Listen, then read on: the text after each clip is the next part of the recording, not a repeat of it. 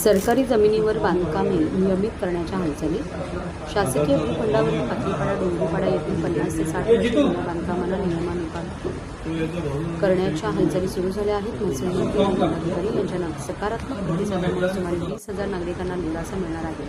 आमदार संजय केळकर यांनी याबाबत अधिवेशनात आवाज उठवून महसूल मंत्री आणि जिल्हाधिकारी यांच्याकडे पाठपुरावा केला आहे. भाजपच्या कोकण येथील कार्यालयात झालेल्या जनसेवकाच्या जनसंवाद या कार्यक्रमात आमदार संजय केळकर यांनी माध्यमांची पातळीपाडा डोंगरीपाडा येथील शासकीय भूखंडावर गेल्या 50 ते 60 वर्षापासून सुमारे 4,000 कुटुंबे राहत असून ते ग्रामपंचायतच्या काळापासून कर भरत आहेत. महापालिकेने विविध सुविधाही दिल्या आहेत. मात्र अचानक या कुटुंबियांना शासकीय भूखंड असल्याचे सांगून जिल्हा प्रशासनाकडून घरे खाली करण्याच्या नोटिसा बजावण्यात आल्याने ही कुटुंब हवालदिल झाली होती.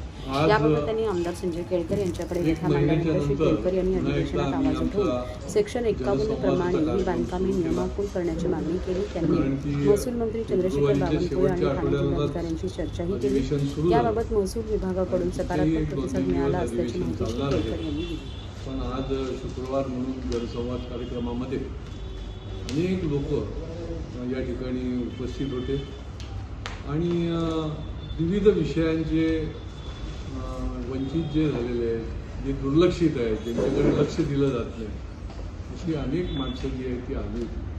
त्याच्यामध्ये प्रामुख्याने धर्मवीर नगरमध्ये ज्या BHUPच्या इमारती बांधलेल्या आहेत, या इमारतीची वेळोवेळी इतकं त्याच्यामध्ये दुर्लक्ष केलेलं आहे की त्या ठिकाणी त्याची दुरुस्ती नाही, लिफ्ट बिघडलेले आहेत.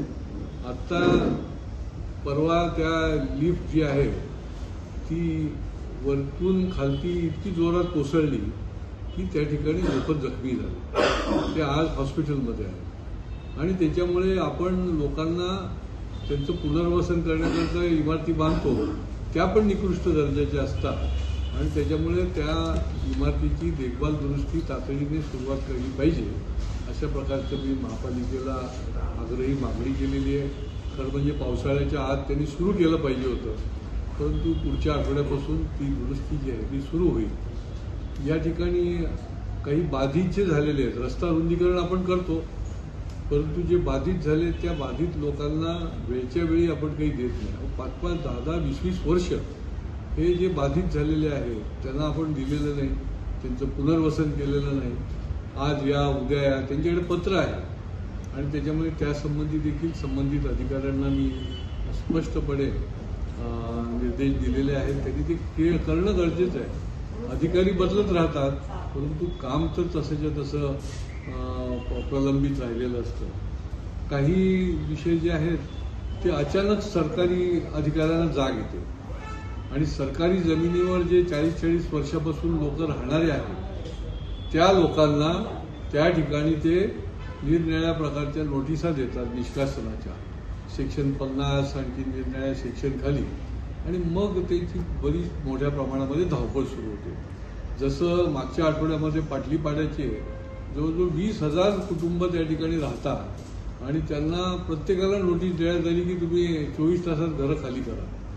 आता त्यासंबंधी मी संबंधित माननीय महसूल मंत्र्यांशी पण बोललो, माननीय कलेक्टर साहेबांशी पण बोललो आणि शासकीय जमिनीवर जरी असली तरी त्याला एक प्रोव्हिजन आहे.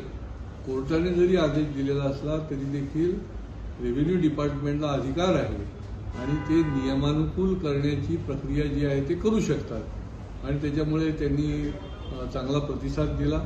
महसूल मंत्री काय किंवा कलेक्टर साहेबांच्या माध्यमातून ते नियमानुकूल होण्याच्या दृष्टीने ते प्रक्रिया पुढच्या काळात सुरू करतील अशा प्रकारचं त्यांनी आश्वस्त केलेलं आहे.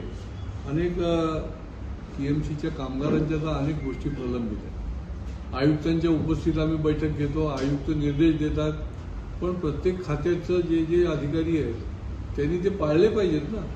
आता आयुक्तांच्या वर आता कोणी निर्देश द्यायला पाहिजेत त्यांना, आणि त्याच्यामुळे आता त्याचं देखील पुढच्या आठवड्याभरामध्ये ते पूर्ण करण्याकरता आम्ही आग्रही त्यांच्याशी मी स्वतः बोललो आहे आणि त्यांना सांगितलेलं आहे. कारण की हा जो 7वा वेतन आहे त्याचं प्रलंबित 24-25 त्यांना मार्चच्या आतमध्ये मिळाला पाहिजे खरं तर, परंतु मार्चच्या आतमध्ये नाही तर एप्रिलच्या फर्स्ट वीकमध्ये मिळाला पाहिजे.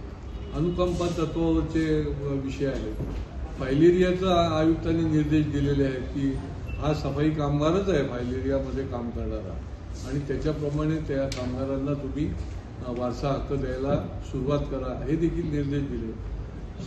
शिक्षकांचे प्रश्न जे आहेत त्यांना अजून नियमित केलेले नाही आणि जे कॉन्ट्रॅक्टर आहेत महापालिकेमध्ये, कारण की कंत्राटी कामगार हे हजारोने आहेत आणि हे कॉन्ट्रॅक्टर त्यांचा विमा देखील काढलेला नाही. खरं म्हणजे आमच्या बैठकीमध्ये आयुक्तांनी पण सांगितले की यांची विमा योजनेमध्ये त्यांना अंतर्भाव करा ताबडतोब. आता परवाच एक कामगार जो आहे तो ऑन ड्युटी इंज्युअर्ड झाला, तो हॉस्पिटलमध्ये. आता त्याची जबाबदारी कोण घेणार? तो कॉन्ट्रॅक्टर घ्यायला तयार नाही. त्याला त्याने खरं म्हणजे वेतन दिलं पाहिजे पूर्ण पगारी, कारण ऑन ड्युटी तो तयार केलेला आहे. त्या कॉन्ट्रॅक्टरने त्याचा विमा काढलेला नाही. महापालिका हात वर करते आणि हा कष्टकरी माणूस जो आहे तो तडफडत त्या हॉस्पिटलमध्ये पडून राहतो आणि त्याच्यामुळे या सगळ्या गोष्टी ज्या आहेत त्याचं काही टाईम बाउंड अधिकाऱ्यांनी देखील लक्ष द्यायला पाहिजे आणि ते दिलं जात नाही आणि त्याच्यामुळे ही सगळी मंडळी जी आहे ती दाद मागायला आणि न्याय मागायला येते. पण यांना आम्ही न्याय देईस्तोवर गप्प बसणार नाही आणि पुढच्या काळामध्ये देखील पुन्हा एकदा वेळ पडली तर मिटिंग घेऊ आणि तरी देखील झालं नाही तर आंदोलनाची भूमिका देखील कामगारांच्या माध्यमातून घेतली जाईल, हे देखील या निमित्ताने मी आपल्याला इशारा देतो.